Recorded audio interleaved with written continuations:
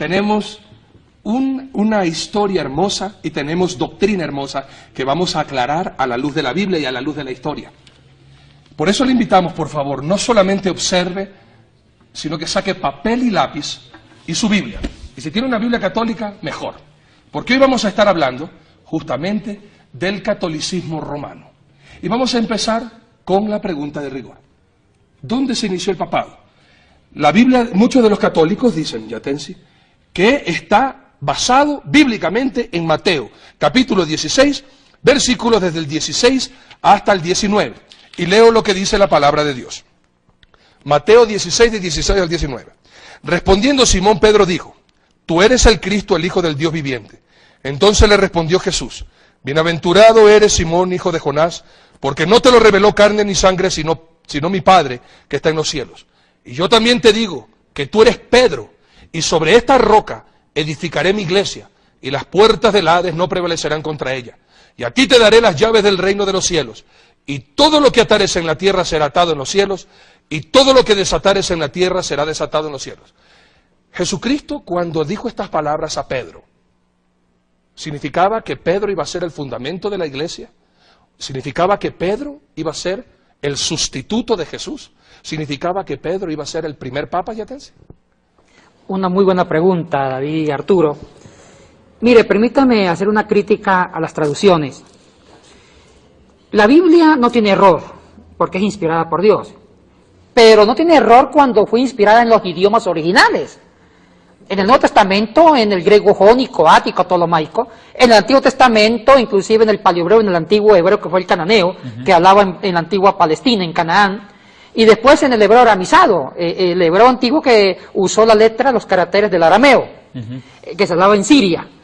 La palabra de Dios, cuando fue inspirada en las lenguas bíblicas, que ya son muertas, bueno, aunque se hable el hebreo o el griego, pero tienen otras estructuras gramaticales, aunque sí mantienen la misma línea, se usó esas lenguas para inspirar el texto.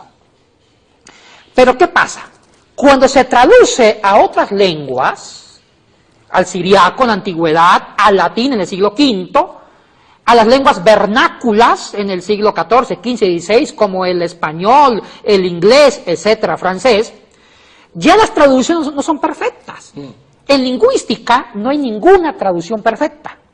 Entonces, uno puede criticar las traducciones de cualquier versión al español, cualquiera, ya sea el inglés o el español, ya sea Reina Valera, Jerusalén, cualquiera. Pero no podemos criticar la palabra de Dios escrita en la lengua antigua en su momento apropiado. Donde sí hay fallas son traducciones y manuscritos. Perfecto. ¿Qué quiero decir con esto? Precisamente aquí hay una falla ya. En unos, bueno, también hay que aclarar que no tenemos los originales de Mateo ni de Marcos, porque desaparecieron. Antiguamente la conservación de textos, de papeles, de papiros, de piedras, de ostracas, de esferos que no eran esferos, eran ramas de árboles, eran instrumentos escriturarios bastante fácil de corromperse, de destruirse. Y no había tener con fotocopiadora. Usted escribió un texto antiguo y la única forma de conservarlo era volverlo a copiar, volverlo a transcribir. Así se conservó o se conservaron las Sagradas Escrituras. Vamos a la pregunta.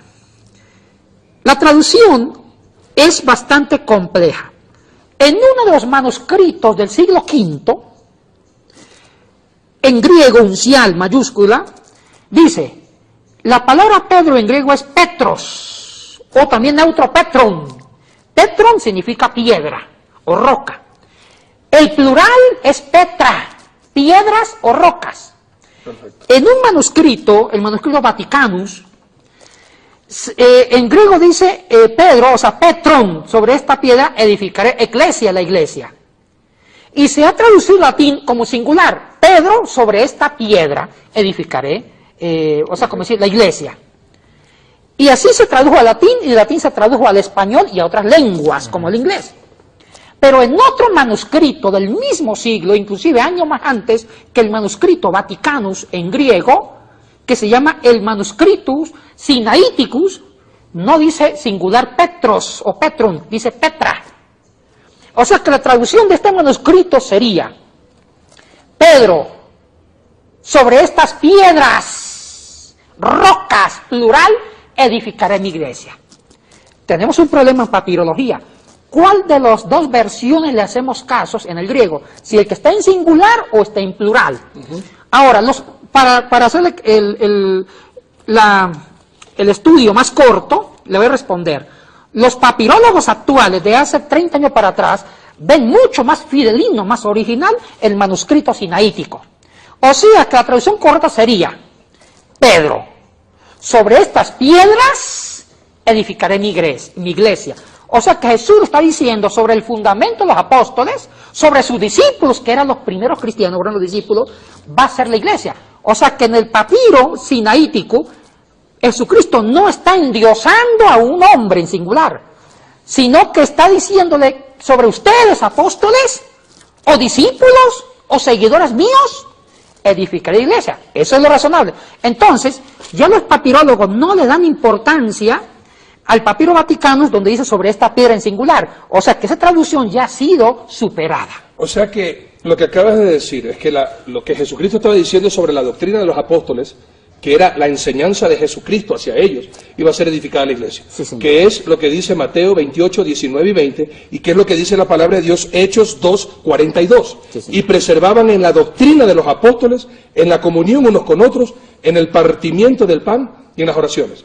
Y después, posteriormente, el mismo Pedro dice en 1 de Pedro capítulo 2, versículo 4, ¿qué nos dice la palabra de Dios? Sí, pero antes de eso, Yatensi, permitime añadir esto.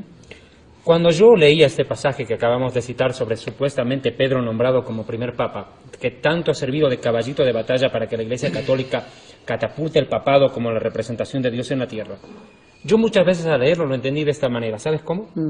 Cuando le preguntan, dice: ¿quién dice la gente que soy yo? Unos dicen que eres Jeremías, que eres Elías, que eres uno de los profetas. Listo. Y ustedes, muchachos, les dice a los apóstoles, ¿quién dicen que soy yo?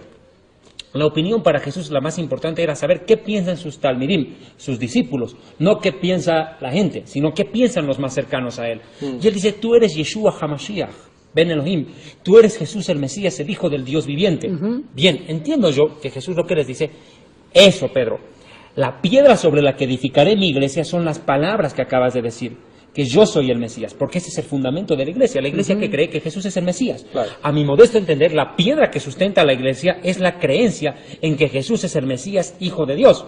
Y el mismo Mesías dice: esta es la vida eterna, que te conozcan a ti y a Jesucristo a quien has enviado. Por tanto, el fundamento de la iglesia, más allá de los apóstoles, me parece que son las palabras de Pedro y no Pedro. ¿Y cuáles fueron las palabras de Pedro? Reconocer el mesianismo de un Mesías esperado por tantos siglos, por Israel y por el mundo.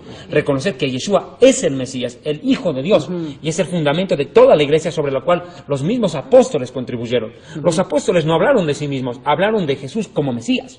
Por tanto, la piedra sobre la que se edifica la iglesia no es Pedro, sino el Mesías Jesús. Y los seguidores. Y seguidores. Podríamos decir también... Pero permíteme Sí, un segundito. perdón. Primera de Pedro 2.4 que citaba, dice: escuchen, los que piensan que Pedro era el primer papa, los que siguen creyendo eso, escuchen lo que Pedro dijo. Vamos a ver quién había sido la piedra. Dice, Primera de Pedro 2.4, acercándose a Jesús, Yeshua, piedra viva, desechada ciertamente por los hombres, mas para Dios escogida y preciosa. Pero lo más impresionante es lo que dice Pablo ahora. Si el problema es traducir como piedra o como roca, a ver, vamos a ver si por ese lado también se nos evade la respuesta. Pero vamos a ver lo que dice 1 Corintios 10.4. El apóstol Pablo está hablando de la tipología de los judíos recorriendo en el desierto, de la alegoría, y dice 10.4 de 1 Corintios, y todos bebieron la bebida espiritual, porque bebían de la roca espiritual que los seguía, y la roca era Cristo. Entonces, ¿cuál había sido la roca sobre la que se edifica la iglesia? Yeshua el Mesías, punto. No es ni siquiera Pedro. Y no olvidemos esto, y perdónenme que me adelante un poco, porque Pedro después de eso negó 3 veces a Jesús. Entonces, ¿qué hacemos? Claro. O también podríamos decir que Jesús le está diciendo a esa piedra: Pedro, tú eres piedra, pero sobre esta roca, sobre Jesús. Y des en cuenta, hermanos, que la iglesia de Cristo tiene el fundamento Cristo, pero tú, Yatensi, tú, David, nosotros somos piedra que seguimos continuando edificando la iglesia. Acuérdense que en la palabra de Dios el libro de Hechos no tiene fin. Y todavía nosotros estamos escribiendo la historia de la iglesia de Cristo. Podríamos decir entonces que ciertamente Cristo es el fundamento y que Cristo no hizo ni tampoco dejó a Pedro como papa. ¿Y por qué decimos esto? ¿Por qué razón los papas no se casan? Y Pedro era casado, y atención. ¿De dónde sale? El celibato. Ahora tú dices ¿por qué es que no tienen los papas no se casan? Porque no quieren que le pase lo mismo de Pedro. ¿Qué cosa? Tener suegra. Mire, Comencemos. para terminar la respuesta a la primera pregunta, que es una pregunta bastante importante, la respuesta es también muy importante. Hay dos hermenéuticas que estoy muy de acuerdo con David, una lectura bastante buena, una hermenéutica del texto. Una cosa sí estamos seguros, podemos aceptar varias interpretaciones, pero menos decir que el texto apunta que Pedro es la roca como papa. Hay el tema de las traducciones de Petros, Petra, esa es una explicación técnica, también está la explicación hermenéutica que es muy apropiada y la comparto David, que se une las palabras de Cristo con sus seguidores. O sea, la iglesia tiene el fundamento en Cristo y también se va tomando fuerza con los auténticos seguidores, que también es parte de la iglesia, y estamos muy de acuerdo con esto. Ahora, sobre el tema del celibato de los papas, permíteme aclarar el tema de cómo se formó un poco el papado, y le respondo esto. Mire, yo no sé dónde se basan para decir que Pedro fue el primer papa. Un texto que se usa mucho es este, pero este texto ya lo explicamos. Descalificado. Y se basan en pseudos documentos que fueron falsificados en el siglo XIV, XIII, XII, y lo ponen como fecha en el siglo II o III. Estos documentos ya han sido detectados y vistos como falsos. La pregunta es, ¿cuál sería el primer documento antiguo, el más antiguo, donde se diga que Pedro fue el primer papa? Y le contesto a esta pregunta es, el documento más antiguo donde se dice que Pedro fue el primer papa y que el famoso padre de la iglesia, Clemente Romano, el primo del emperador Domiciano, fue el segundo papa, fue el famoso catálogo liberiense o liberiano, escrito por el papa Dámaso hacia el año 350. O sea, que recién en el siglo IV se escribe un documento donde se dice que Pedro fue el primer papa y que Clemente Romano el segundo. Esto significa que no hay ningún documento más anterior que diga esto. Esto da a entender que no hay ningún fundamento de que Pedro fue papa. Y es más, que este documento fue escrito por un papa del siglo IV, o obispo de Roma, donde él quiso buscar la genealogía de él y decir que Pedro fue un papa.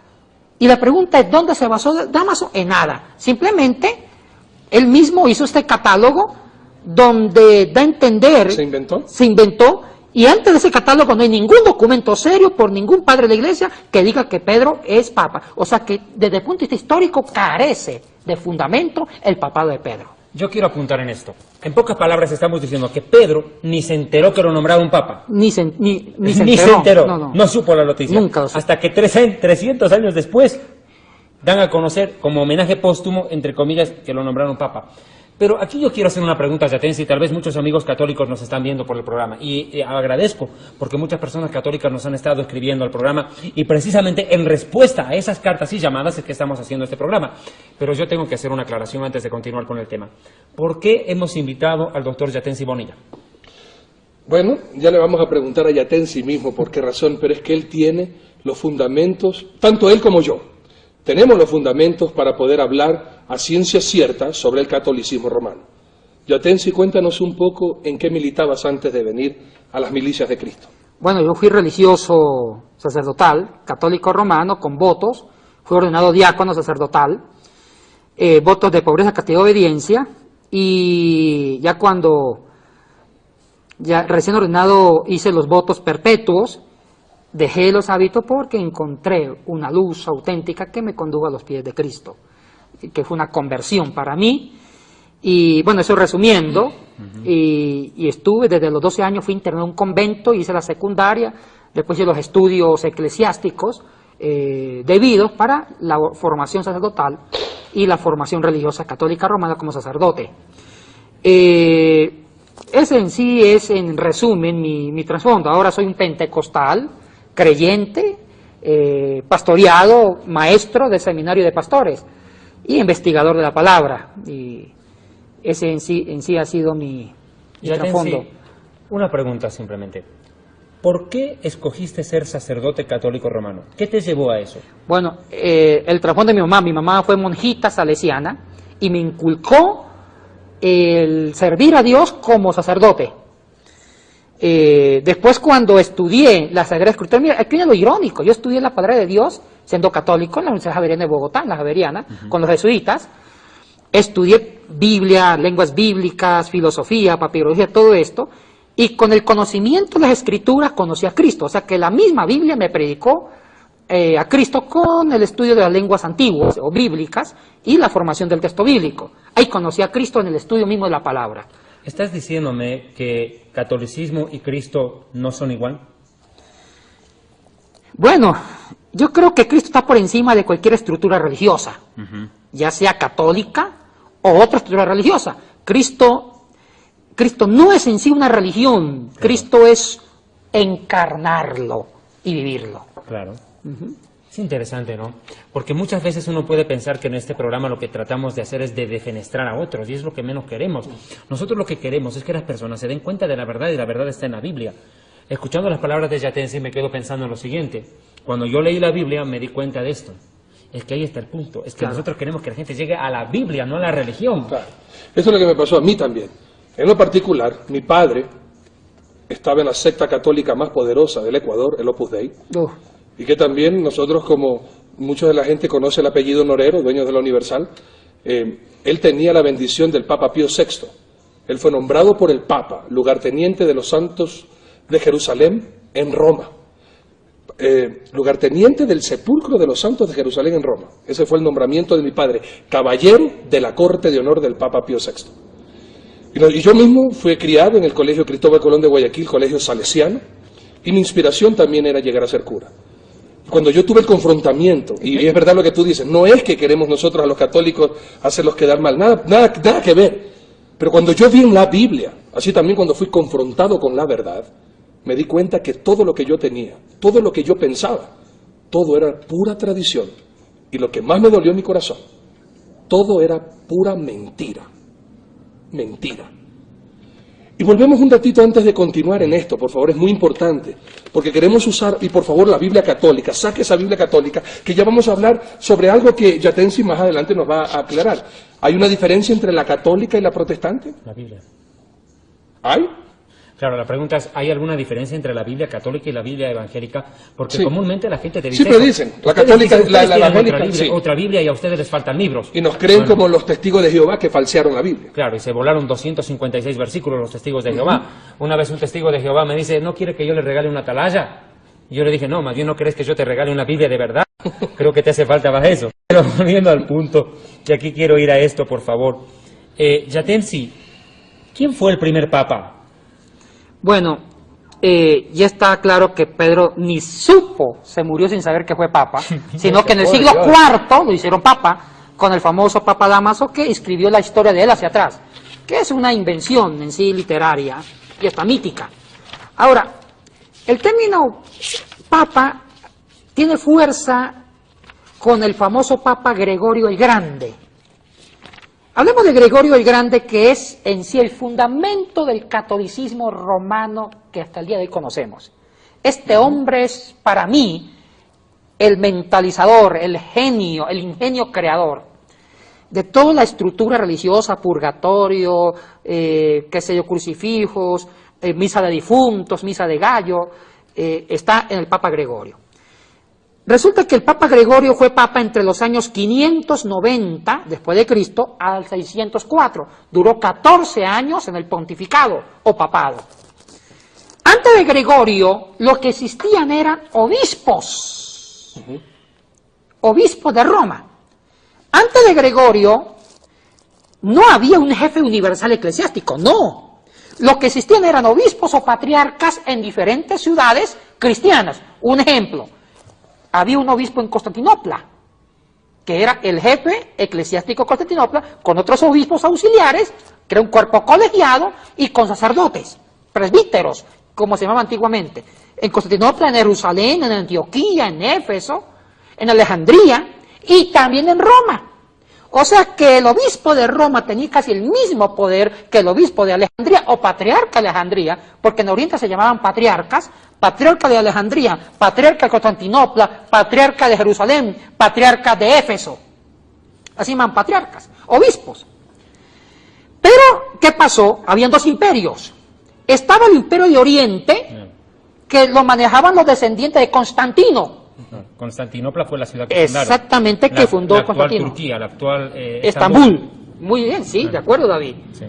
Y quedó Occidente. También lo manejaron descendientes de Constantino. Bueno, la división del imperio ya fue en el siglo II, inclusive en el siglo III con Diocleciano. Pero, ¿qué pasa? Occidente siempre fue amenazado por los bárbaros, Claro. estragolos, vándalos, visigodos, etc. Entonces, ya en el siglo IV y siglo V, los vándalos, los bárbaros, toman Roma, toman Occidente. Se destruye el imperio de Occidente, mas queda viviendo el imperio romano de Oriente. Persistió. Persistió. ¿Qué sucedió ahí? La única autoridad eclesiástica era el obispo de Roma. Pero resulta que los bárbaros no eran buenos gobernantes, eran buenos para la conquista, para la barbarie, para tomar, para la guerra, pero no eran buenos para gobernar y administrar. Entonces muchos bárbaros se hicieron cristianos, David, Arturo. Se convirtieron al cristianismo católico y el Papa pescó en río revuelto, el obispo de Roma. Entonces el obispo Gregorio, año 590, 604, al ver que los bárbaros no eran buenos para gobernar, él fue usurpando poderes. Aparte del poder religioso que tenía en Roma, fue usurpando el poder administrativo civil y fue educando a los bárbaros cómo gobernar, o sea, fue controlando el Estado de Occidente. Y poco a poco Gregorio fue centrando el poder en sí y empezó a formar el título de Papa, que posteriormente otros papas sucesores dieron fuerza al término Papa, como un padre. Entonces Gregorio unió dos poderes, el poder eclesiástico con el poder civil, y empezó a controlar no solamente Italia, Arturo, controló también parte de España, Portugal, Alemania, Francia, Inglaterra, y empezó a formar los estados pontificios. Pero cuando el Papa adquirió poder en Occidente, y muchos reyes muchos reyes bárbaros ya eran civilizados, y eran católicos, y eran siervos del Papa, o sea que muchos reyes dependían del Papa. Entonces el Papa le brilló el ojo y apoderarse de Oriente. Siempre el papado tuvo ansias de gobernar las antiguas ciudades como Éfeso, como Constantinopla, Alejandría, que no pudieron gobernarla porque estaba el imperio de Oriente, que el emperador de Oriente respaldaba a la iglesia, que ahorita es la iglesia ortodoxa griega de Oriente. Ahora, en conclusión, Gregorio logra en su persona, hacia el año 590, formar su reino, al centrar dos poderes, el eclesiástico con el poder imperial político. Y es más, David, este poder quedó casado en el año 800, el 25 de diciembre, cuando el Papa León, junto con el famoso Carolingio, Carlos Magno, Claro, el imperio carolingio. Carolingio, descendiente de Carlos Martel, francés, forman un matrimonio entre la Iglesia Católica y el Estado, y nace un nuevo concepto de imperio, el Sacrosanto Imperio Romano en el año 800. O sea que el matrimonio quedó tan bien calzado que Occidente quedó en las manos del Papa y de un emperador que era manejado por el Papa. Ahora, Oriente siguió otra historia, que fue la iglesia que se separó de Occidente, que es la Iglesia Ortodoxa griega. Y miren que en el papado de Gregorio nace el tema del purgatorio. Antes de adelantarnos, Todo señor esto. Yatensi, con el más debido respeto a Yatensi, hay dos puntos que aquí me llaman la atención. Ya. Jesucristo dijo, den al César lo que es del César y a Dios lo que es de Dios. Con eso entiendo, él puso un límite, una barrera, pongamos así, una frontera, creo que es lo más correcto, una frontera entre el poder político y el poder religioso. Jesucristo nunca estuvo de acuerdo en fusionar la política con la religión, al menos entiendo yo. Sin embargo, la Iglesia Católica Romana va en contra de la enseñanza de Jesucristo y fusiona en contra de la Biblia el poder político con el poder religioso para hacerse casi un todopoderoso. De acuerdo. ¿Estamos así? Totalmente de acuerdo, David. Miren, ese ha sido el peor error del catolicismo, fue ser declarado como la religión oficial del imperio, romano en el Oriente. O sea que cuando Constantino oficializa el cristianismo, pensó que le hacía un beneficio, le perjudicó a la iglesia. Porque hasta el siglo IV la iglesia primitiva era buena. Testimonio, sangre, no había robos ni explotación. Claro que también había pecado, pero era otra iglesia, la iglesia ideal. Era la que buscaba la santidad. Cuando se casó con Constantino, cuando Constantino hizo de la iglesia católica antigua la oficial del imperio, ahí empieza el paganismo dentro de la iglesia. Y eso fue lo que Gregorio hizo. Empieza a incorporarse la idolatría, que nace con Constantino, y después con Gregorio empieza el tema del purgatorio, la adoración, e inclusive todo el tema de la sacralización de María, de la virginidad, todo esto nace con Alejandro. Bueno, después lo podemos tocar más adelante. Me gustaría, ya tienes 2 puntos. La palabra papa es una palabra que aparece con más debido respeto, permítame un segundo, por favor, utilizada en el año... permítame un momentito, por favor. En el año 607, tengo este dato, el obispo de Roma, Bonifacio III, por primera vez se le otorga con altos honores el título de papa. Ahora me voy a la palabra papa. La palabra papa, y yo lo digo como judío, proviene de una palabra hebrea, abá. Abá, que significa papito o mi papá. Pero es una palabra que, según la tradición judía y el Talmud judío enseñan, es la primera palabra que un niño pronuncia cuando nace y se refiere a Dios. Con respecto a esta palabra, Mateo 23:9 dice Jesucristo, no Pablo ni Pedro, dice el mismo Yeshua, el mismo Jesús, Yeshua HaMashiach, Jesús el Mesías, dice, a nadie llamaréis Abba, a nadie llamaréis Padre, a nadie llamaréis, en pocas palabras, Papa, pues uno solo es vuestro Padre y está en los cielos. Más allá de eso, la Iglesia Católica Romana lo llama Santo Padre, colocándole a un hombre, que en este caso sería actualmente Benedicto XVI, colocándole a Benedicto XVI el título de Dios Padre. ¿Estamos en eso? Bueno, eso para mí es un pecado.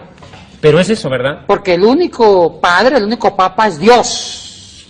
Y el único vicario es Jesucristo, que es el mediador entre Dios y los hombres. Y el único sumo sacerdote es Cristo, según la carta de los Hebreos. Claro, permítame leerlo. Hebreos 4:14 dice, por lo tanto, teniendo un gran sumo sacerdote, Cohen Hagadol en hebreo, que traspasó los cielos, Yeshua, Jesús, el Hijo de Dios, retengamos nuestra profesión. Por tanto, nuestro sumo sacerdote no había sido Benedicto XVI para el caso de los católicos romanos, sino Jesucristo. Ahora, el representante del Hijo de Dios en la tierra no es un hombre, ni siquiera fue Pedro, fue el Espíritu Santo, el Ruach HaKodesh, porque Jesucristo dijo, aquí os dejaré otro consolador, y hablaba del Espíritu Santo. Él no dejó a un hombre, dejó al Espíritu Santo. ¿De acuerdo? Totalmente. Por tanto, estamos hablando de una trinidad falsa en el catolicismo romano, compuesta por un hombre como llamado Santo Padre, Jesucristo, y al mismo tiempo representante del Hijo de Dios. ¿Es eso? Yo más bien hay otra pregunta. ¿Qué de verdad hay en la Iglesia Católica? Porque todo estamos viendo a la luz, y esto, hermanos míos, por eso le estamos dando fechas, datos, y Yatensi les está dando a ustedes, hermanos míos, justamente la maestría que él conoce. Les estamos dando fechas, datos, nombres, para que usted no solamente le crea a un erudito sobre esta materia, sino más bien para que vaya a investigar. ¿O solamente tú tienes en tu cabeza estos datos? ¿Dónde la gente pudiera, un católico que dice, a ver, yo quiero ver si es verdad eso, quiero saber de Gregorio, quiero saber de todos estos nombres que tú me dices, ¿dónde puedo ir a leer? ¿En qué libro puedo encontrar esta información? Las historias eclesiásticas, tanto historias católicas como las protestantes, los libros de historia de la editorial Verbo Divino, Herder, Caribe, Cristiandad, dicen esto. O sea, es una información muy común, que está al alcance de todos. ¿Internet? Internet también. Okay. Acá voy a una pregunta, Yatensi. ¿Quién fue Constantino? Bueno, Constantino... ¿Qué papel cumplió? Más bien el nombre completo, porque Constantino es como decir César y también dar otro nombre. El nombre específico de quien unió y se convirtió al cristianismo. Mire, Constantino fue hijo de una famosa cristiana, que la madre fue excelente, Helena, y hijo del famoso coemperador Constancio Cloro. Constancio Cloro gobernaba la parte de Roma, mientras que Galerio, junto con Diocleciano, en la parte de Oriente. De Constantino nace hijo de un coemperador de Occidente, Constancio Cloro y Helena, y Helena sí era cristiana, la mamá. Constancio Cloro no, fue pagano. La madre sí discipuló, estudió Constantino en los caminos del Señor. Y aquí hay muchos templos en Jerusalén también. Y también reconozcamos una virtud de Constantino, también vamos a valorar al que merece honor. Constantino sí puso fin a las persecuciones. Sí. Las persecuciones que se abrió con Nerón en el 61, por fin la terminó Constantino en el año 312 con el edicto de Milán, justo cuando derrotó a Magencio. Ahora, con Constantino la iglesia encuentra paz, ya no hay mártires. Pero aquí asume otro peligro. Al casarse con el Estado, también se corrompió. ¿Por qué? Porque Constantino sí usó de la iglesia, abusó de la iglesia. Y es más, Constantino fue hijo de su iglesia, él nunca se bautizó, apenas que se convirtió. Se bautizó en su lecho de muerte, porque ya existía la doctrina del bautismo, que era bautismo en ese momento, era perdón de pecados. Y para los católicos, el que pecaba después del bautismo, mortalmente perdía la salvación. Entonces Constantino pensó, bueno, si yo me bautizo, borrón y cuenta nueva, y vuelvo a matar porque era un emperador, me condeno. Entonces él calculó saber cuándo se muere, y justo una semana antes de morir, se bautiza y lo bautizó un hereje, Eusebio de Nicomedia.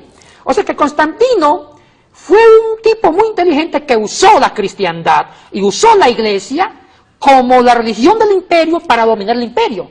Y él era un gran estadista. Él sabía que si manejaba la religión más poderosa, que era el cristianismo, podía manejar conciencia. Y lo hizo espectacularmente, Constantino. Un hábil gobernante. Y es más, Constantino hizo todo, David, hizo todo un sincretismo religioso. Porque él le unió, al cristianismo le unió otras religiones. Un ejemplo, el sol invicto. El famosa religión que tuvo fuerza con Diocleciano, el sol invicto, y con Trajano. El sol invicto era una fiesta que se hacía el 25 de diciembre, y aquí nos metemos con el tema de Navidad, y usted como judío lo sabe muy bien, que Jesús no nació el 25 de diciembre. Y me encanta que lo diga él, porque el otro día, por haber hecho ese programa acá, en este canal, y que lo vieron en Colombia, en Perú y en Bolivia, me dijeron que ese judío está viniendo a judaizar a la iglesia, a decirnos que Cristo no nació en Navidad. Fíjate vos que un ex sacerdote católico y teólogo está diciendo que Jesucristo no nació un 25 de diciembre, que ese es cuento chino que nos quisieron meter. Y fíjate vos. Y esa es una gran verdad, Arturo y David.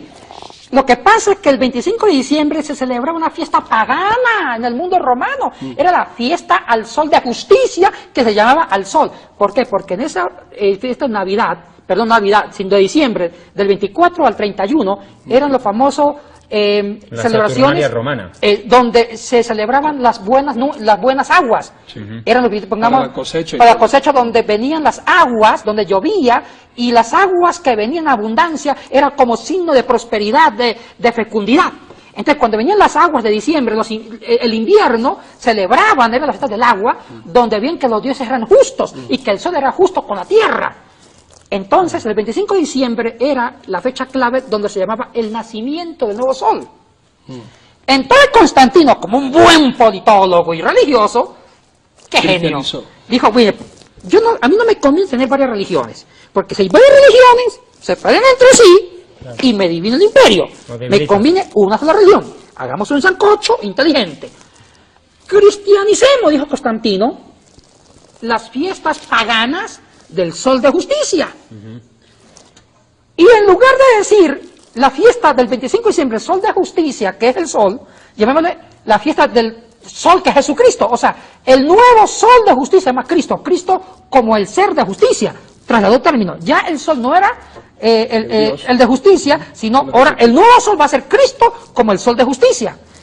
Y se decreta la natividad. Decreto imperial. Cristo nació el 25 de diciembre y se convirtió poco a poco en una tradición que tomó fuerza hasta el día de hoy. Mire, una cosa, David, Arturo, a nosotros los evangélicos nos falta crítica a la historia. Todo lo tragamos y nunca investigamos los Entonces, ¿qué hizo Constantino? ¿Cristianizó una fiesta pagana? ¿Solo eso? Bueno, ¿Solo eso cristianizó? No solamente cristianizó eso, también cristianizó toda la doctrina griega.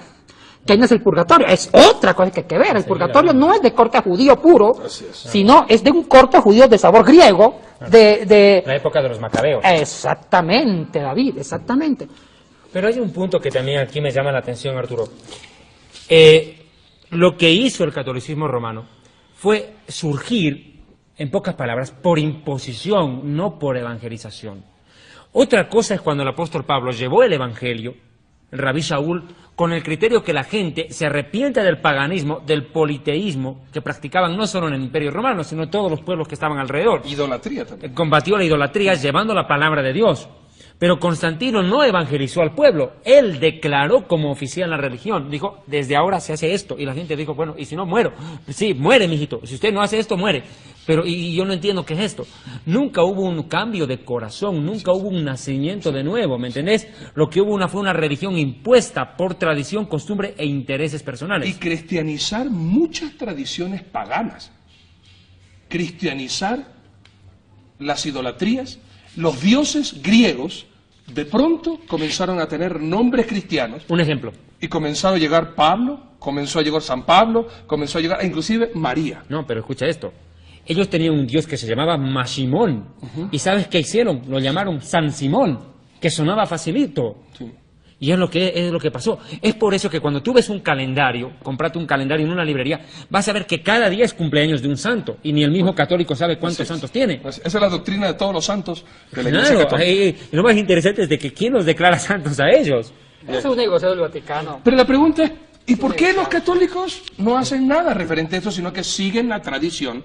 ¿En qué momento uno se da cuenta de que la religión que está llena de tradiciones, que está llena de creación malévola para poder manipular, para poder saber y para poder adueñarse de la vida de las personas? Mire, Y no estamos hablando de la reforma, estamos hablando de los inicios recién. ¿sabe qué? Yo veo esto tan claro.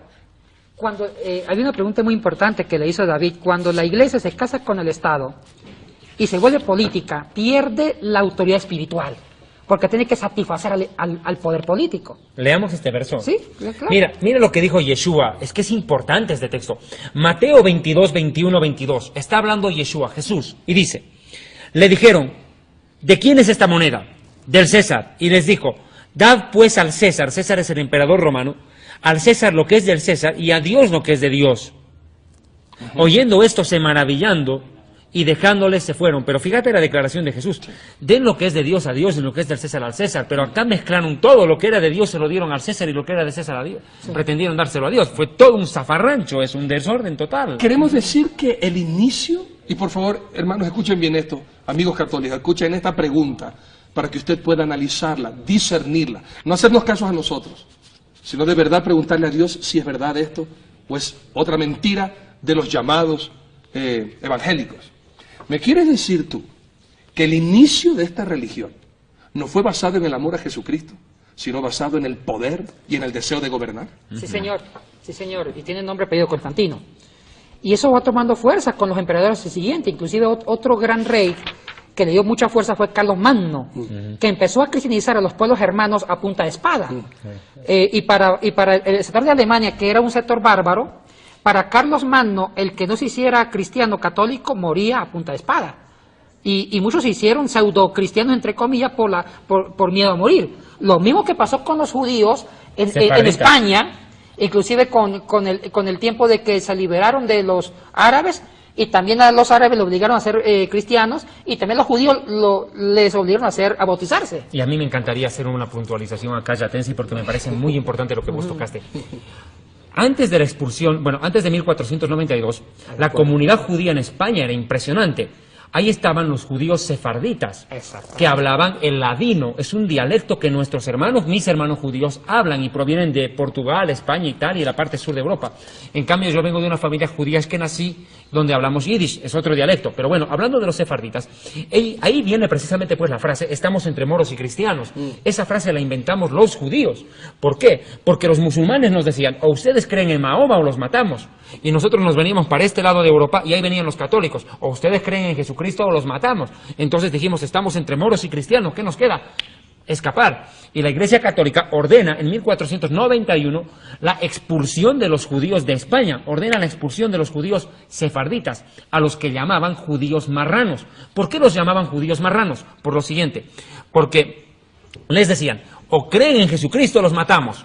Y ellos agarraban, se convertían, entre comillas, al catolicismo para sobrevivir. Pero por debajo seguían practicando nuestro judaísmo, ¿me entendés? Ellos nunca se convirtieron porque el catolicismo, y acá lo digo con sinceridad, tiene como fundamento la idolatría, que es adorar muñecos. Y nosotros los judíos vamos a preferir morir antes que arrodillarnos a un muñeco, porque ya nos pasó que al salir de Egipto se levantó el becerro de oro y Dios casi nos extermina como pueblo. Y no vamos a repetir la historia por hacerle favor a la Iglesia Católica, de poner nuestras cabezas para que Dios nos liquide. Pero aquí hay algo más. Cristóbal Colón era judío y Rodrigo de Triana también. Y ellos descubrieron América. Pero esa es otra historia. Pero hoy es cuando salen los judíos de España. ¿Te das cuenta? Los judíos sefardíes, ¿bajo la presión de qué? Ya prácticamente la Inquisición. O creen en Jesucristo o los matamos. Y no solamente murieron judíos.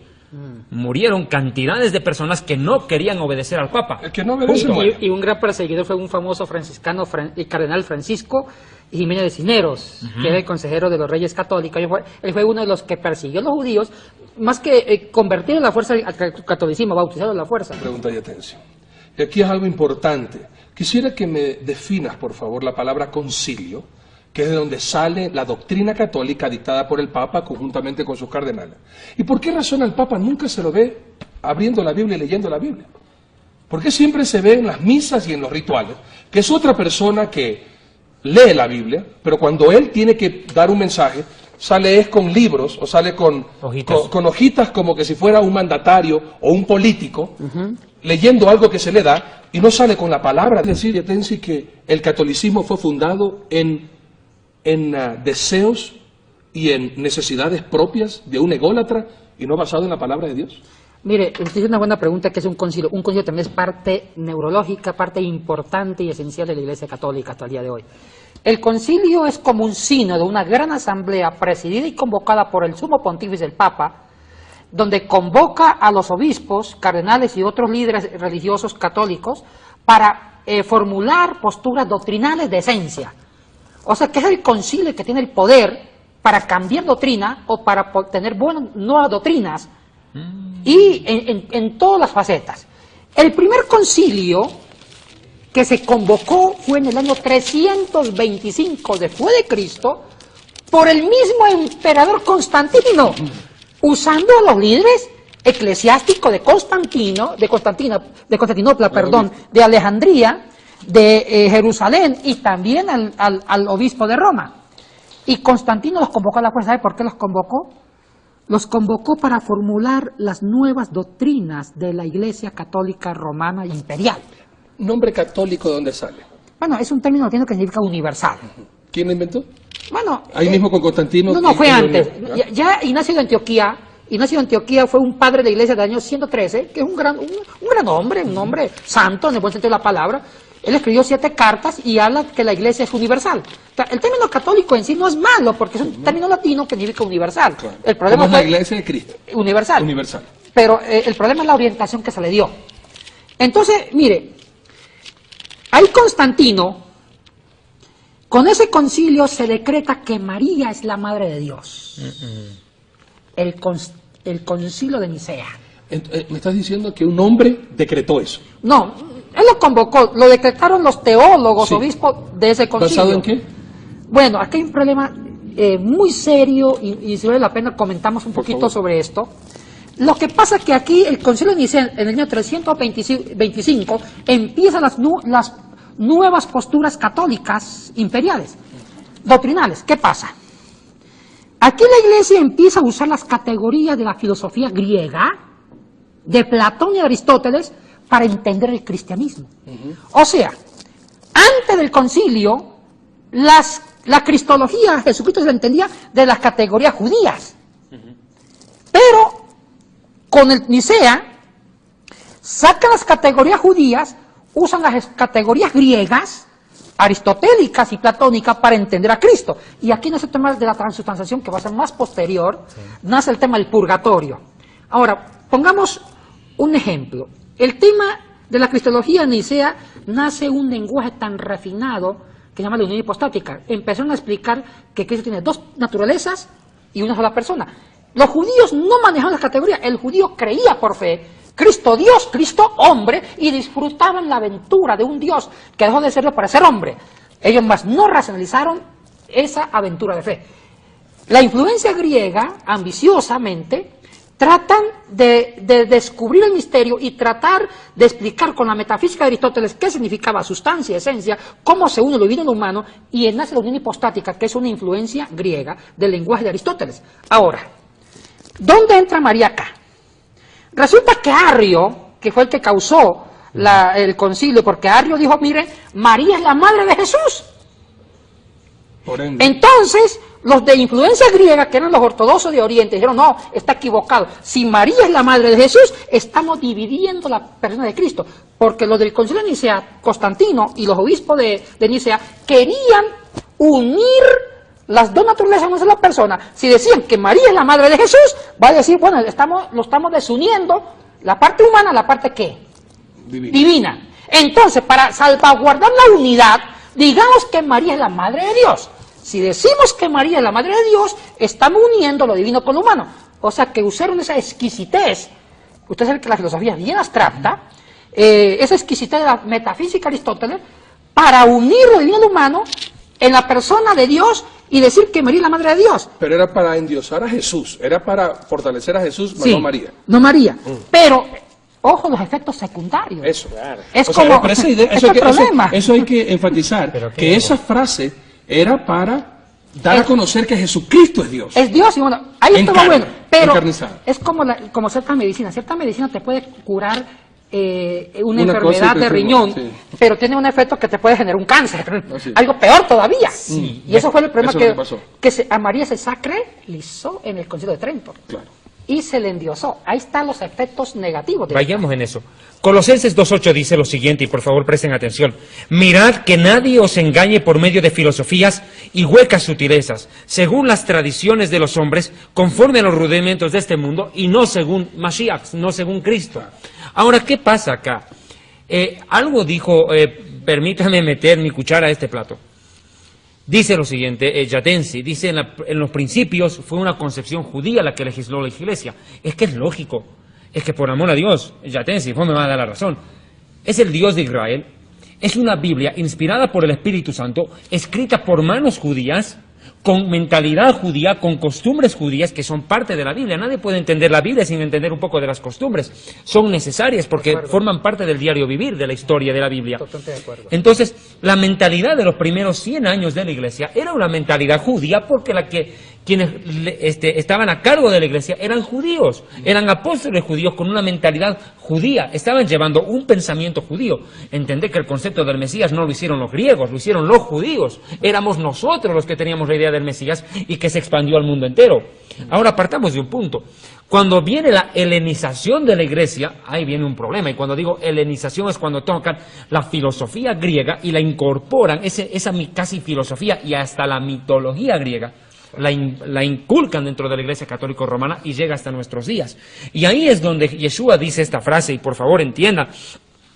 Jesucristo dijo, ustedes han invalidado el mandamiento de Dios por vuestra tradición, Mateo 15, verso 7, hipócritas, bien profetizó de ustedes el profeta Isaías cuando dijo, este pueblo de labios me honra, pero su corazón está lejos de mí, pues en vano me honran, en vano, es inútil, enseñando como doctrinas mandamientos de hombres y no según la palabra de Dios.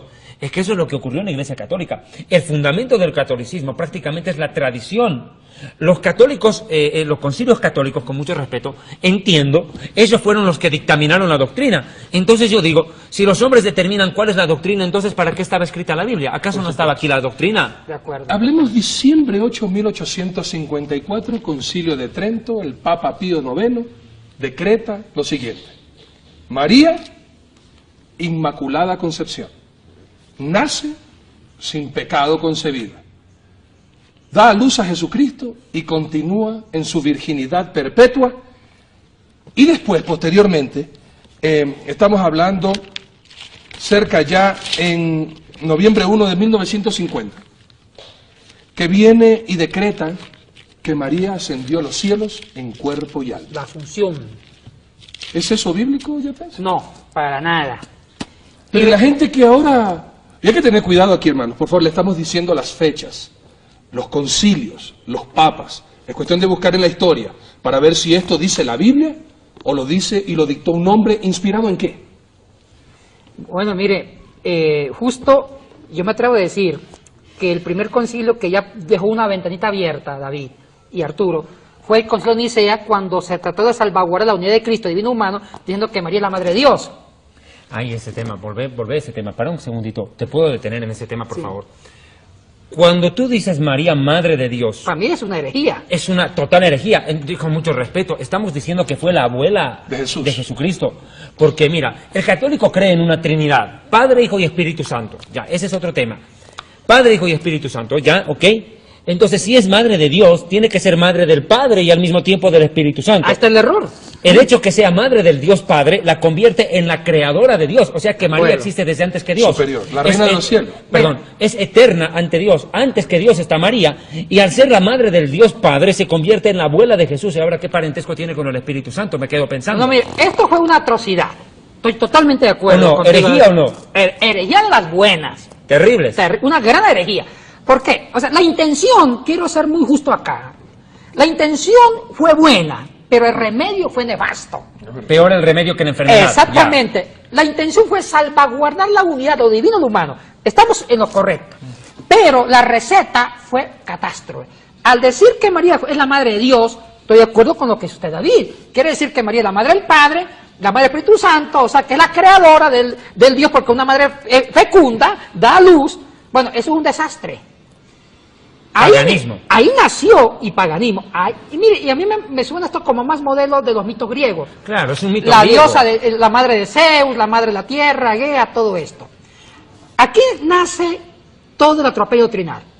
Los otros concilios siguen la idea de Nicea, y el concilio también de Trento, hacia 1545, 1563, ya decreta a María como digna de veneración, o sea, no adoración, sino veneración. Y explicaron que veneración es respeto, pero no adoración. Pero el católico sencillo confundió la veneración con la adoración y empieza el pueblo católico a sacralizar a María.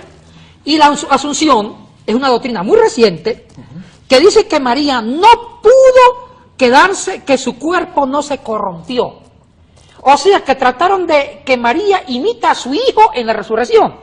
La diferencia es que a María no la resucitaron, sino que muertita, los ángeles la llevaron al cielo, que se llama la doctrina de la Asunción. Ahora, No fue ella por sus propios medios, sino que no, los ángeles la llevaron. la llevaron. Ahora, ¿por qué esta doctrina así? Lo que pasa es que ellos ya habían sacrificado tanto a María, que María no se puede quedar en un cementerio pudriéndose, ya que su hijo resucitó. Entonces también mandemos a María con cuerpo y alma al cielo. Mandemos. Y decretan por concilio. O sea, que los concilios tienen Invento un poder, yo. los concilios tienen un poder más fuerte que la Biblia misma. Pero mira, Por ahora, decreto. por podemos decreto. decir algo. Por decreto. Por decreto. Pero mira, aquí hay algo que Declara- hay que darle crédito a los católicos, a mis amigos católicos, que espero que esto les esté llegando como luz a ustedes, no para confundirlos, sino para que, como dijo Yatensi, sea motivado a investigar, a ver si ciertamente es lo que estamos diciendo es verdad o también nosotros estamos mintiendo. Hay muchas cosas y muchas tradiciones ahora actualmente en los católicos que suenan bien pero que no son bíblicos. Por ejemplo, hay algunos católicos que nos dicen, pero ustedes los evangélicos dan pena, tienen padre pero no tienen madre. Nosotros los católicos tenemos padre y madre. Suena bien, suena lógico, Claro. pero ¿es eso bíblico? No. ¿Tiene María algún poder para poder interceder por nosotros, al igual que los santos, para interceder por nosotros? No. Mire, yo a María la respeto mucho como un modelo de mujer. Los evangélicos respetamos a María, porque nuestra Jesucristo hermana. no nació del aire. Es nuestra Eso sí hermana. queremos dejar bien claro. Tenemos respeto Y por María. reconocemos que María fue obediente en la mano de Perfecto, Dios, perfecto. fue un instrumento en la mano de Dios, cumplió su tarea, que Dios le encomendó a ser la madre del Mesías, Así es. del ser humano, del Yeshua. Eso lo tenemos claro. Y yo a María, predico a María como modelo de madre, Así es. modelo de esposa y sierva de Dios y una santa Así es. en el buen concepto de la palabra. Ahora, la Biblia es clara. La Biblia es monoteísta. Un solo El Dios. judaísmo se diferenció de otras religiones que eran politeístas. Así es. Abraham predicó el monoteísmo. Exactamente. Para cada... y Monoteísmo, los dioses... explica ese término para la gente que no Monoteísmo entiende. es un único Dios. ¿Y politeísta? Único y verdadero. Politeísta significa poli, varios dioses. Perfecto. Y los pueblos circundantes a Israel, y usted lo sabe muy bien, David, eran pueblos que adoraban a los dioses astros. Claro. En la Mesopotamia, donde vino Abraham. Abraham, Entonces, ¿qué pasa? Uno de los aportes reveladores del judaísmo fue desmitificar el concepto de Dios, porque antiguamente Dios era figura natural, era el dios sol, dios luna, y las antiguas, inclusive religiones precolombinas, creían que los astros eran divinos. O los animales eran O los dioses. animales. Entonces, ¿qué hizo el judaísmo en la relación divina? desmitologizó, dijo, Dios está por encima de los astros y de la creación. Dios es un absoluto y uno solo, ¿ves? Exacto. No permite otro, sino que es el único y verdadero. Claro, y ahí está nuestro credo. Shema Israel, Adonai Eloheinu, Adonai Echad. Escucha Israel, el Señor nuestro Dios uno es. Exactamente. Ese es el credo de Barim 6.4, Deuteronomio 6.4, es el credo de la fe judía, el Kriyat Shema, la recitación del Shema. Totalmente de acuerdo. Pero aquí hay algo, Yatensi, partamos de un punto, no quiero acelerar tanto en esto, siento que estamos saltando un punto.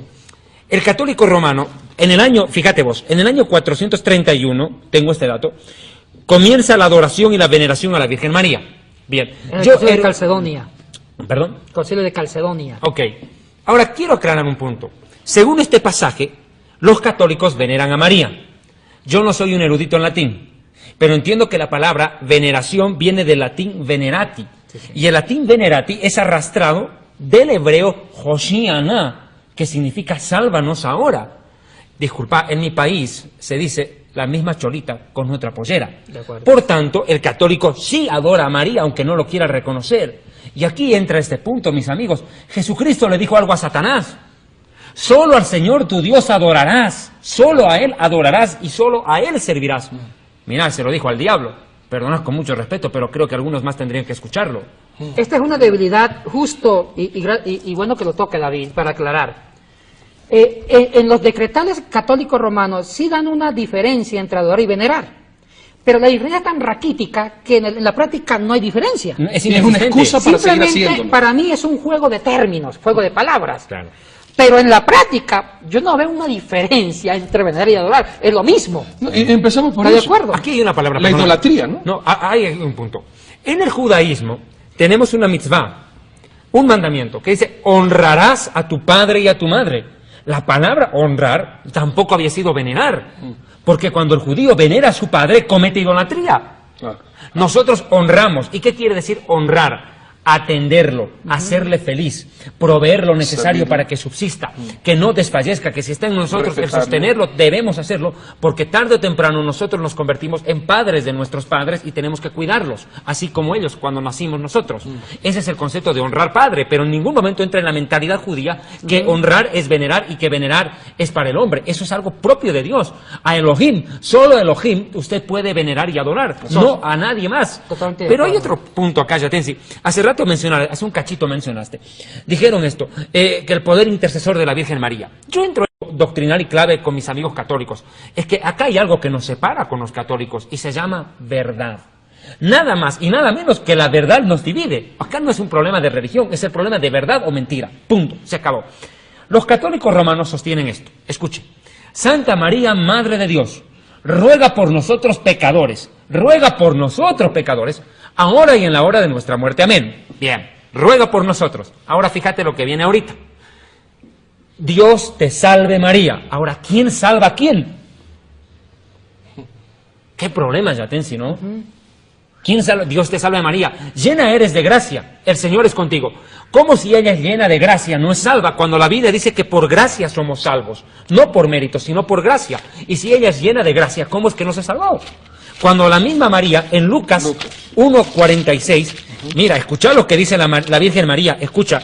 Miriam dice, esta mujer de origen judío, Miriam, dice, 1:46 de Lucas, engrandece mi alma al Señor y mi espíritu se regocija en Elohim, Dios, mi Salvador. Escucha la declaración de Miriam o María. Mi Salvador lo declara Dios. Ella no puede salvar a nadie porque ella misma confiesa con su propia boca que necesita de un Salvador. Ahora otro, perdonad. Hay que ver que el rosario fue inventado en el siglo XIII por Domingo de Guzmán. Y justo aquí hay muchos errores teológicos, garrafales. Sí, hay algo más que Y María quisiera. también es también una víctima, al igual que Pedro. A Pedro lo hicieron papa y a María intercesora de la humanidad, cuando ella misma y él mismo reconocen que necesitaban a Jesucristo como Salvador. Pero Totalmente escucha de acuerdo, esto, claro. pero mira, escucha esto. Según los católicos romanos, nuestros amigos católicos romanos, sostienen que la Virgen es la madre de todos los creyentes. ¿Estoy equivocado? Así Sí. sostienen ellos. Así Ellos sostienen, sostienen. sí. Sostienen que María es la madre de todos los creyentes. A la luz de la Biblia, nuestra madre es otra. Escuche quién. Sí, yo sé. Gálatas 4:26. Mas la Jerusalén de arriba, la cual es Esa es madre nuestra de madre. todos nosotros, es libre. ¿Cuál había sido la madre de toda la iglesia? Jerusalén. La nueva Jerusalén que está en el cielo. No había sido ninguna mujer. Había sido nada más y nada menos que la nueva Jerusalén en el cielo. Si hay una madre para la iglesia es esa, y si hay un padre es Dios, no el hombre, Benedicto XVI. Así es. Pero eso es que yo estoy tratando de hacer las preguntas de las personas, recordando cuando yo mismo era católico y escuchaba todas estas verdades y me trastornaba saber que todo lo que yo creía en ese momento es mentira, Yatense. ¿Cómo así? Tú que fuiste al seminario católico y viste la verdad en la Biblia, ¿cómo es que ahora los curas, y con mucho respeto a ustedes curas, que tendrán que pararse ante el trono de Dios y tendrán que dar cuenta de continuar en la farsa y la mentira, temiendo más a los hombres y no a Dios, y que ustedes piensan y saben claramente la verdad de la Biblia, y que ustedes están prostituyendo al pueblo ecuatoriano y al mundo entero, enseñando mal? ¿Cómo es que tú te viste y los demás no ven? ¿Yatense? ¿Cómo es que tú te diste cuenta de que 2 más 2 son 4, y que eso es la realidad, y no la mentira que todavía se sigue profesando? Y como vemos nosotros en nuestro país, yo sé que ustedes dos son extranjeros, pero yo como ecuatoriano y estoy hablando, ¿por qué en los pueblos primero empieza la misa y el cura, y después sacan a pasear a los muñecos, y después todo termina en una pachanga con gente borracha en los pies? Mire, hay una cosa que hay que aclarar. Los curas no son ignorantes, eso es lo más triste. Son los más sabios. Son sabios.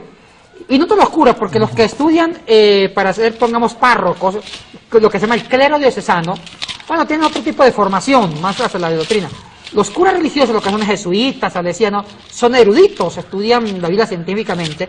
Y mire, Arturo y David, muchos curas no creen en lo que predican los domingos. Bueno, partamos de ahí. No Yo he creen. conocido rabinos que no creen en Dios, son ateos. Sí. Y también seguramente habrán sacerdotes católicos que son ateos. No que han creen. estudiado tanto, han dudado tanto, es que han estudiado la Biblia a la luz de la filosofía que sacaron a Dios. A ver, explícame eso, porque estoy pensando como los que están escuchando. ¿Cómo No, que los sacerdotes no creen No creen en Dios? purgatorios, porque ellos sí saben la verdad. Lo que pasa es que, mire, voy a contar una experiencia muy increíble. Cuando entré a la Javeriana a estudiar Biblia, un doctor en Biblia, Alberto Parra, nos dicen: muchachos, a partir de este momento van a saber la verdad y nada más que la verdad, pero no podrán predicarla en los templos católicos. ¿Por Es qué? para usted solito. Entonces le pregunta a un compañero mío: disculpe, doctor, entonces ¿qué vamos a predicar? Y él responde: ustedes predican lo que la gente cree. ¿Qué cree la gente? Purgatorio. Prediquen purgatorio, prediquen agua bendita, pero ustedes van a saber erudición bíblica. Y miren, que yo aprendí la erudición bíblica siendo con los jesuitas. Aprendí papirología, griego, hebreo con ellos, y tuve maestros rabinos, porque en las universidades católicas ellos son profesionales, son otros, son doctores. Tuve 2 maestros rabinos en Torá, de Jerusalén, del museo, del Instituto Bíblico de Jerusalén, rabinos de origen tanaítas, que eran los genios del los judaísmo. genios. Y mire, y también tuve un maestro protestante en historia de la iglesia. O sea, que ellos aprecian la erudición, la investigación, pero no la pueden enseñar. De cuando yo escucho eso, se me acabó el mundo católico.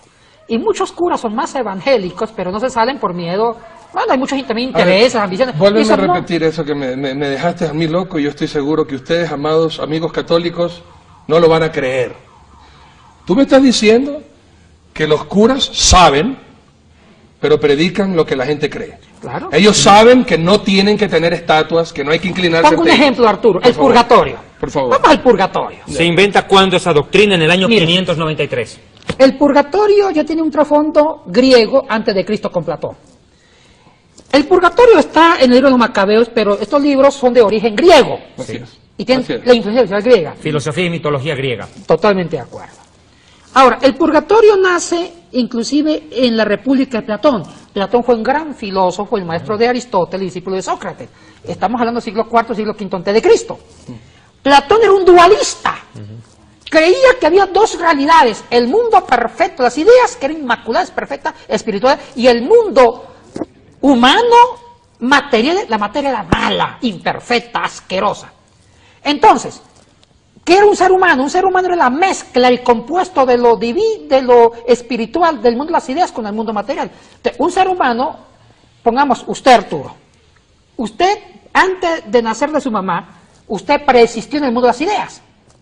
Resulta que un demonio artífice llamado Demiurgo, según Platón, cosió la idea de Arturo. Arturo en el cielo era perfecto, lindo, hermoso. Pero un demiurgo, sin vergüenza, lo cogió y lo plasmó en un cuerpecito con defecto. No me lo ataques a mi amigo, Con defecto. Pero, ¿qué es la muerte para Platón? Lo mismo que para Sócrates. Es que el cuerpo para Platón es la cárcel del alma. Así es. Entonces la muerte es que el alma se libera de ese estuche, de esa cárcel, y regresa al mundo de las ideas, que era persistente. Entonces, ¿qué pasa ahí? Ahí muchos cristianos de corte griego cogen las ideas de Platón y las cristianizan y forman un sancocho. Pero cuidado, Platón dijo, cuando una idea que ya fue dañada, contaminada por la materia del cuerpo, se muere y regresa al mundo de las ideas, tiene que purificarse.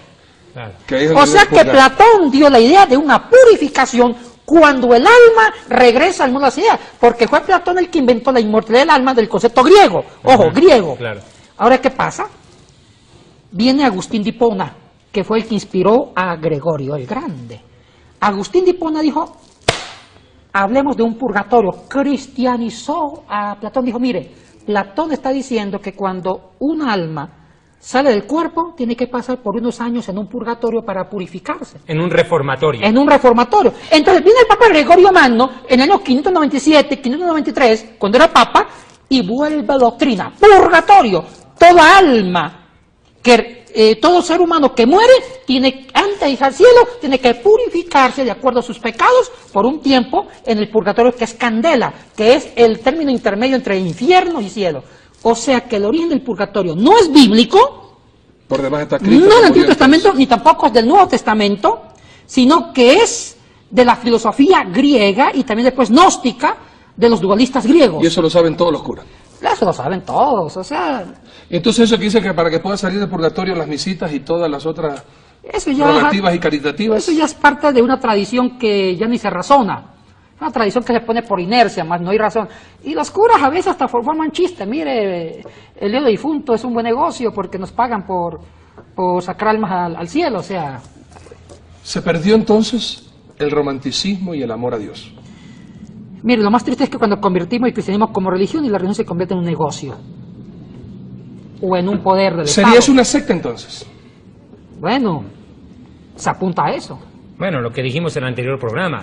Secta no es lo que se aparta del catolicismo como quisieron hacer creer. Secta es lo que se apartó de la Biblia. De la verdad. Y acá estamos viendo que es de la verdad de la Biblia, porque la Biblia es la verdad. Es que hay una cosa es tener la razón y otra cosa creo que es tener la verdad. La razón la pueden tener ellos en algunas cosas, pero la verdad profunda está en la Biblia y ellos ya dejaron la Biblia hace mucho tiempo. Ahora, aquí hay un punto que a mí me preocupa y me llama la atención. Apocalipsis capítulo 17 habla de una mujer, la llama ramera. Y es una descripción bajo el título de Babilonia. Todos los estudiosos de la Biblia coinciden que el Apocalipsis 17 es una descripción palpable de la Iglesia Católica Romana. Listo. ¿Por qué la llama Babilonia? Bueno, por lo que significó Babilonia en la antigüedad. Prostitución, un sincretismo de muchas religiones, Confusión. falsedad moral, falsedad espiritual, confusión, todo esto. O sea, el término Babilonia siempre es una forma de parafrasear algo que no está bien, algo que es confuso. Claro, confusión. Aquí hay un punto que también me llama la atención, y permítame ser claro en esto. Los católicos romanos, cuando tú les estás predicando la Biblia, te dicen esto: no, yo creo en Dios a mi manera, no me moleste. Bueno, el problema de estos amigos es que en nombre de su religión rechazan a Dios. Cometen el mismo error que cometieron mis hermanos judíos cuando Yeshua vino. No, esto no está conforme a la tradición, no es conforme a lo que nos dijeron, fuera. En nombre de la religión rechazan a Dios. Otro detalle, dicen, yo creo en Dios a mi manera. Yo le pregunto a usted, ¿y usted quién se cree para creer a su manera? Uno tiene que creer conforme a lo que Dios dijo. Imagínese que yo juegue fútbol con la mano, me la lleve la pelota con la mano. Y me dice, ¿qué? Eso es falta, eso no vale. No, es que yo estoy jugando fútbol a mi manera, Arturo. Nadie puede jugar como le da la gana. Hay reglas que me dicen cómo jugar. Y me dicen que el fútbol es con los pies y el único que agarra con las manos es el arquero. Pásate la luz roja porque te da la gana, a ver qué te pasa. Claro, y entramos en eso, exacto. Pásate la luz roja porque te da la gana y conduces como a ti te da la gana y a tu manera. A tu manera. Claro. Como dice Frank Sinatra, y si viví y si morí fue a mi manera. Pero nadie puede creer a su manera. Uno tiene que creer a la manera de Dios. Y la manera de Dios está aquí en su santa palabra. Yo no puedo poner las reglas a Dios. Pero entonces aquí yo tengo una pregunta. ¿La Biblia católica no dice lo mismo que la Biblia protestantes según la tradición y no hablamos de eso. ¿Hay alguna diferencia? Esa es pregunta clave para se la traslado a Yatensi, que fue sacerdote católico, y que por favor nos aclare si la Biblia católica es diferente a la de vos. Y si no es diferente, ¿por qué entonces la Biblia católica dice una cosa y la gente católica hace totalmente lo contrario de lo que dice Su la Biblia propia católica? Yatensi? ¿Por qué se dice una cosa, dice la Biblia una cosa y se hace otra, por favor? Mire, hablemos aquí de los concilios que canonizaron, decretaron los libros canónicos. Primero, que hay dos listados de libros canónicos. ¿Qué es un canónico? Viene la palabra griega kané, que significa medida o caña. Los libros que son autorizados para leerlo como inspirados. Los judíos volvieron el Antiguo Testamento canónico en el siglo I, Sí, señor. después de Cristo, inclusive hacia el año 90, que se llama el Concilio de Annia, donde se reunieron los judíos en todo el territorio, los judíos bajo el territorio palestino, se reunieron y canonizaron las escrituras antiguas, que estaba en un texto hebreo muy antiguo, y varios textos en paleohebreo, la Torá, libro histórico, los Ketubín, Neveín, etcétera, etcétera. Tanakh. La Tanakh, exacto. Toda la Biblia del Antiguo Testamento. Sí, señor. Pero resulta que habían otros judíos de habla griega, en Egipto, en Alejandría. Exacto. Entonces los judíos de habla griega dijeron, cuidado un momentito. O sea que los únicos judíos son de habla aramea, de trasfondo hebreo, que están en toda esta región. Y nosotros que estamos en la diáspora no tenemos ningún poder. Estos judíos no sabían arameo ni hebreo, sabían solamente ya griego.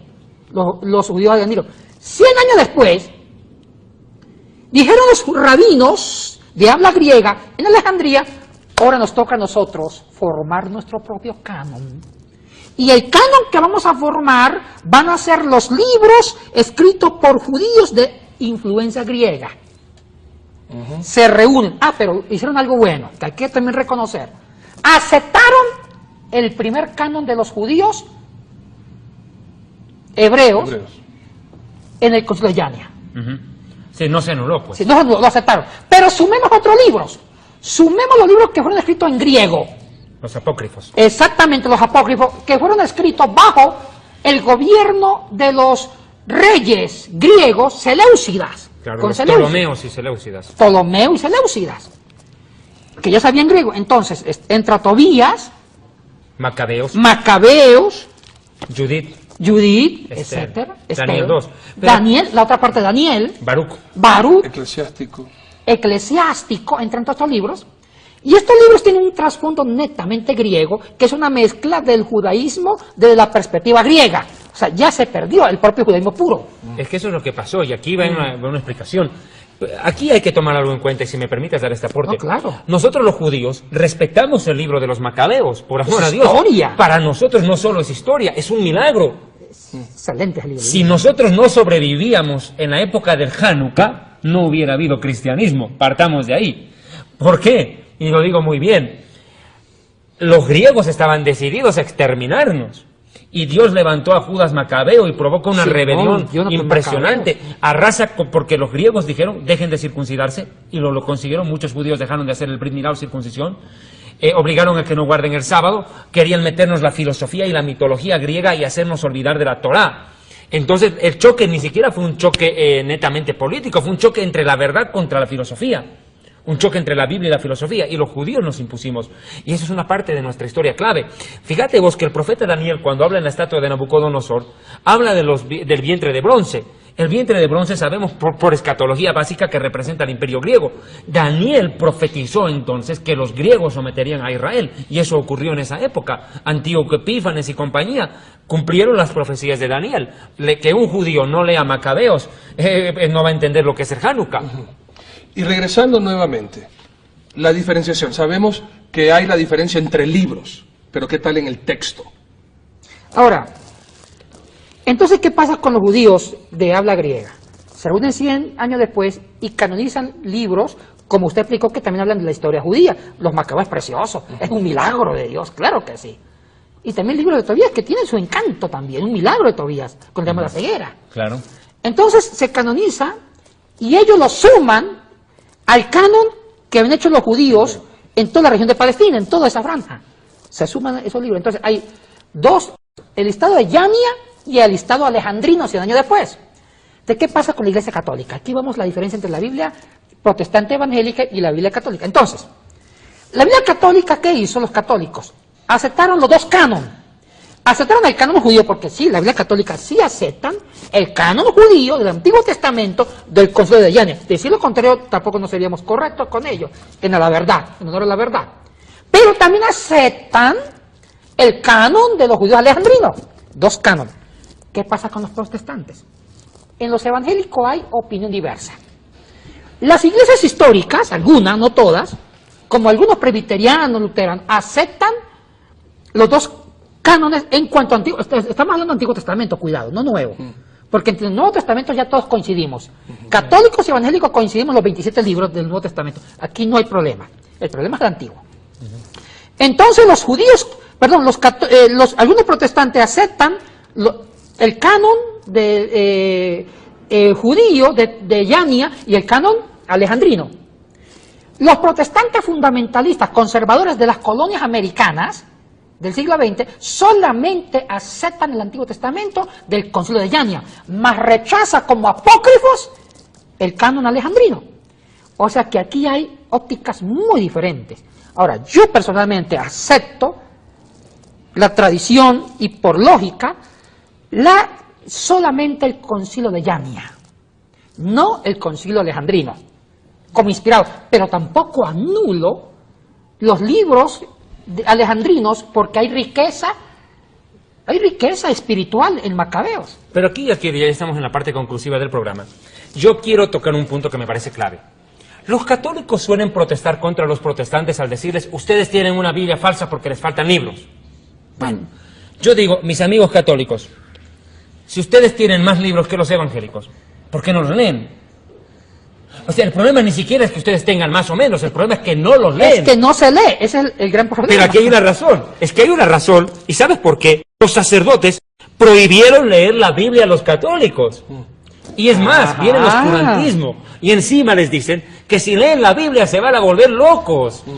Cuando Jesucristo dijo, vayan y prediquen el Evangelio, escudriñen las Escrituras, los sacerdotes dijeron, no, los que quieren aprender la Biblia entren al convento o al monasterio, pero afuera no. ¿Qué piensas de eso? Mire, es cierto. La Escritura no fue una libre interpretación, fue una reserva única para los clérigos, los sacerdotes. El pueblo no puede leer la Biblia. Ni entenderla. Ni entenderla, porque la Biblia solamente fue traducida al latín, a la lengua sacra. El latín se volvió la lengua sacra por varios siglos por la Iglesia Católica Romana. Cuando en honor a la verdad la lengua sagrada es el hebreo. Exactamente. Entonces, ¿qué pasa posteriormente? Los que precedieron la Reforma, protestantes anteriores a Lutero, clandestinamente traducen del latín al inglés, al español, a las lenguas vernáculas. Y gracias a Dios que la Reforma protestante nos ayuda a traducir la Biblia primero del latín al alemán, claro, al inglés, al español. Y esto fue una bendición, porque uno de los puntos esenciales de la Reforma protestante es que la Biblia sea el único concilio, decreto que debemos seguir, lo revelado en las Escrituras. La única autoridad. La única autoridad. En el año 1129, la Iglesia Católica Romana prohíbe la lectura de la Biblia a los feligreses. Segundo detalle, aquí quiero que tomen en cuenta. Yeshua dijo las mismas palabras de Moisés. No solo de pan vivirá el hombre, sino de toda palabra que sale de la boca de Dios. Entonces, ¿qué entendemos por esto? Que todo ese tiempo del oscurantismo de la historia, los católicos vivieron sin alimentarse de la palabra de Dios. ¿Sabe lo que es eso? Un crimen espiritual. Matar de hambre espiritual a la gente que necesitaba escuchar de Dios. Es que el problema es acá, y lo decimos clarito. Por favor, no tenemos nada en contra de los católicos. Claro. Lo que estamos haciendo en este programa es contar un poco de la historia, de cómo surgió la Iglesia, cómo surgió el Vaticano, cómo surgió el Papado y tantas otras cosas más. Una cosa que me llama la atención, y ya para cerrar el programa, la palabra Vaticano proviene de la palabra latín vaticinium, ¿sí? Es hechicería o adivinación. ¿Por qué toman esa palabra cuando es algo que Dios prohibió en la Biblia? Dice, no consultes hechiceros, agoreros, brujos ni magos, porque es abominable contra Dios. La palabra Vaticano viene del latín vaticinio, hechicería. ¿Por qué? Bueno, une la palabra vaticinio con lo profético. O sea, tratan de darle el sentido del Vaticano como una religión profética. Pero profecía no es lo mismo que adivinanza. Exactamente, pero ¿lo malentendieron? O lo torcieron a propósito. O lo torcieron a propósito, como una forma inclusive de vaticinar el futuro en nombre de Cristo y de Dios. ¿Y qué mejor que tratar el futuro para tratar a la gente a someterla? O sea, la Iglesia Católica. Pensó. Amigos Y televidentes. sobre todo, mire, para mí el maestro del catolicismo antiguo se llama Gregorio el Grande. Por ejemplo, le dicen Manum el ¿Y Grande. dónde estará ahorita? Bueno, eso sí le compete a ellos responder esa pregunta. Bueno, Arturo Yatensi, para mí ha sido un honor compartir con usted. Si usted es católico y nos ha visto en este programa, yo le invito a hacer esto. Entregue su vida a Jesucristo. Y entre la religión y la Biblia, escoja la Biblia porque simplemente no hay nada que dudar. La Biblia es la palabra de Dios. La religión es la obra de los hombres, supuestamente en nombre de Dios, pero para beneficio propio muchas